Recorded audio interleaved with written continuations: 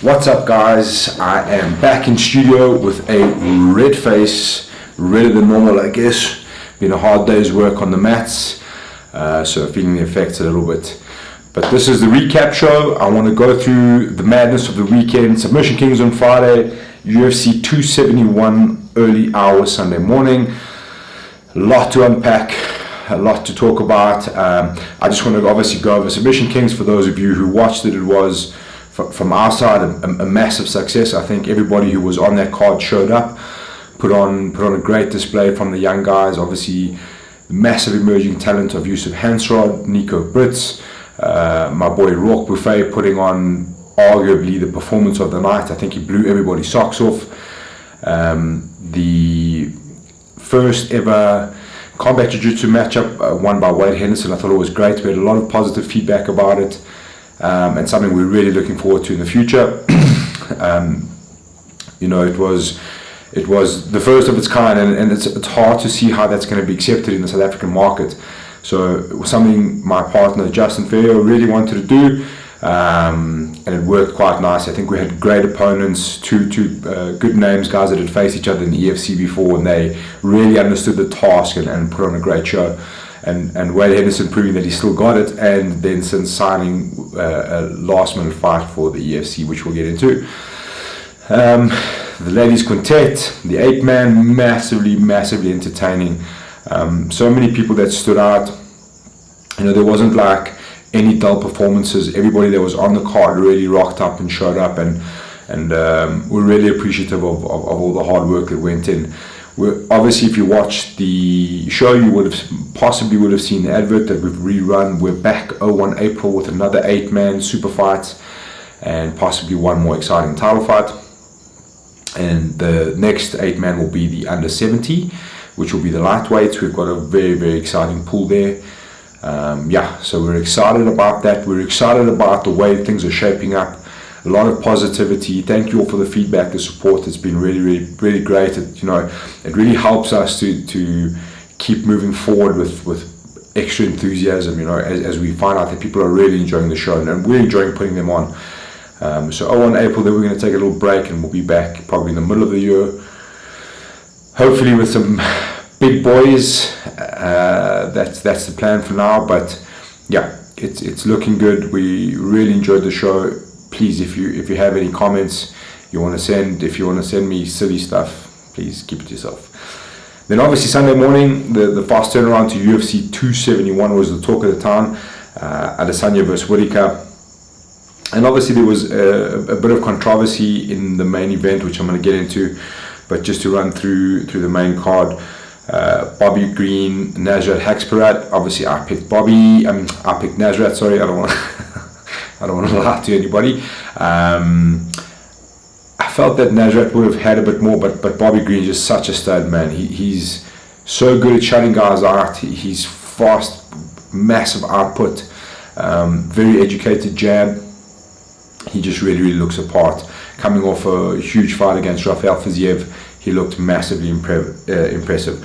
Obviously, Alexander Hernandez versus Renato Moicano wasn't on my original picks because they originally weren't on the main card.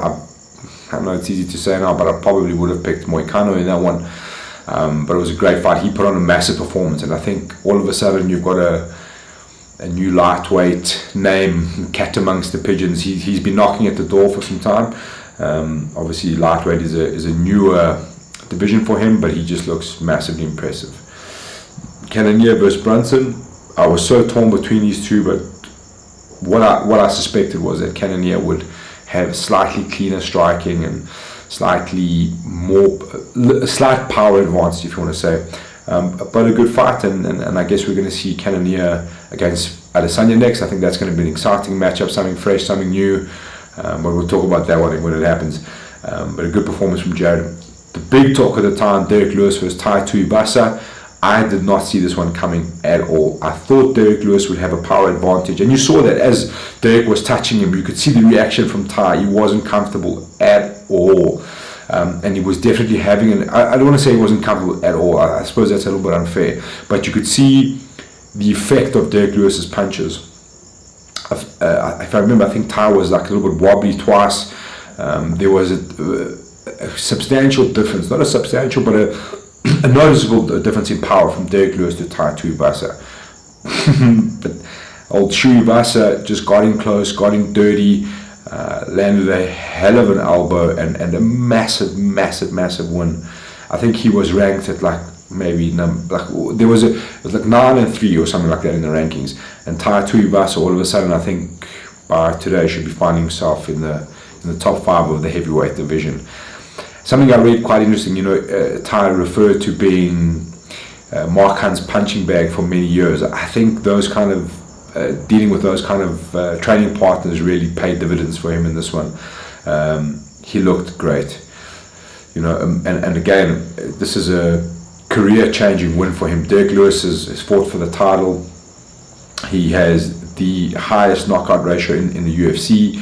So massive win. To go out and knock out Derek Lewis like that is huge, man. And big shout out to Tai Tuivasa and all the shoeys that went on from there. Obviously the main card, a bit of controversy clouding, again, coming to a judge's decision during the fight, like on Twitter, having a go, giving my opinion. This is a funny thing. People get quite upset about you whilst giving your opinion, which I find quite funny, to be honest. Like, I'm not saying, and me saying at the time, I had Izzy up on the scorecards, like 3-2 or 4-1 if you wanted to. It was very tight. I felt like each round was pretty close and really tight. I don't think there was any sort of, in my opinion, again, I don't think there was any sort of robbery, I don't think Rob Whittaker was robbed. I felt like the decision was really close. Maybe a split decision, people would have been a little bit more happy. But in my mind and the way I saw and interpreted the fight, I felt like Israel Adesanya had won. Obviously people are like, oh, you're being biased, and I'm like, okay. Again, it's just the way I'm interpreting the fight. It might not be the same as yours. And it seems like my interpretation was the same as the judges on the night. I don't think any of I can't remember, but I don't think any of the judges' scorecards were outrageous.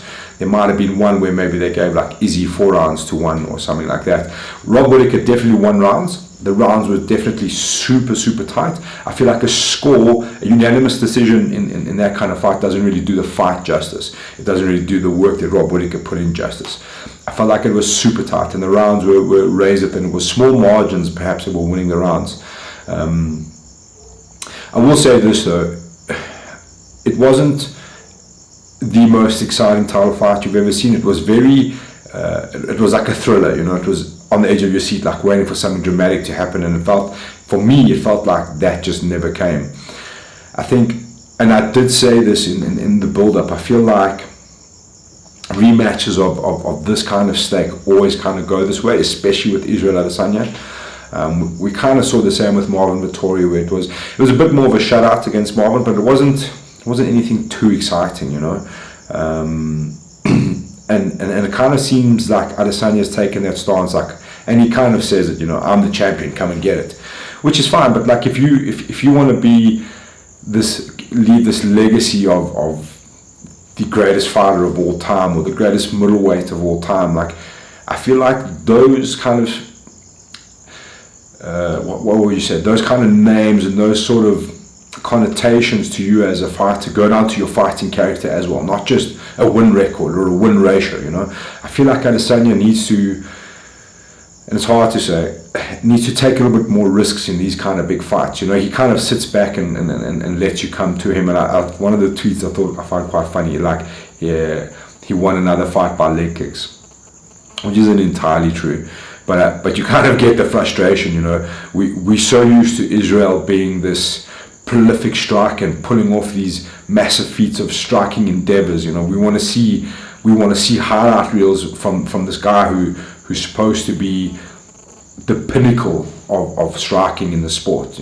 I just felt like he's playing it a little bit too safe in there for those defenses. I feel like he has that win record in his mind that he really needs to get to X or Y or whatever it is, which is what you have to do, obviously, and we understand that. But we also, like, for me personally as a fan, I would like to see a little bit more from Izzy in these high stakes matches, you know, like really stamp your authority. You knock out Rob Whittaker for a second time, we're talking different talk on Monday morning, you know. And we're definitely starting to say he's the greatest of all time. And look what he's doing to these guys. But it's these kind of lackluster decision fights. And again, it's easy for me to say, and it is quite harsh. But yeah, just not the kind of, what would we say, the high-end sort of fight we were waiting for. You know, this whole build-up, and it kind of becomes like this point style, no real risks. And the same could be said for Rob Whittaker. I feel like if he wanted to win that fight, he really needed to put his foot down at some stage. He needed to accelerate. He needed to really put the pressure, which I think he was trying to do at stages, but he was also a bit tentative, obviously understanding that he could get knocked out by this guy. It's happened before. So yeah, it was an interesting fight. Wasn't the most exciting for me.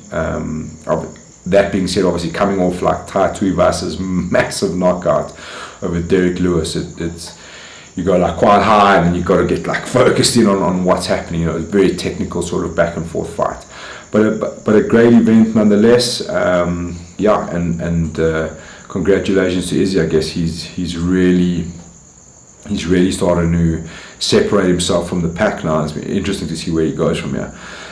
Just a quick look at this weekend's card. Obviously, this weekend lost. Who was it? Makhachev versus Dos Anjos? Was that the fight? Or Fiziev versus Dos Anjos? Sorry, Fiziev versus Dos Anjos. So Johnny Walker, Jamal Hill, Carl Dorcas versus Jamie Pickett, Parker Porter, Alain Badeau. You'll remember Alain Badeau from the EFC. Got knocked out insanely by champion Dolce. Jim Miller is on there. Jacqueline Buckley versus Abdul Razak Al Hassan. Interesting fight there. Abdul Razak back against the fence. I feel like another loss here is not going to be good for him. But yeah, that's a card for this weekend. We're being edged in again, back to the next pay-per-view. Not a crazy card, but definitely some fun fights on there. Yeah. The last thing I just wanted to chat about, just to kind of see where EFC is for the first card of the year. Obviously, it's heading that way. I think it's the 5th of March. So it's a couple of weeks away now, edging closer. Obviously, that's being headlined by Trezo Pupanga versus Luke Michael. Also on the card, you've got JP Kruger versus Roy Locolo, Cameron Simon versus Ruvan De Beer, Jess Monami versus Crystal van Wyk, which is a cracking fight. And then obviously Conrad Siabi with a late replacement in Wade Henderson.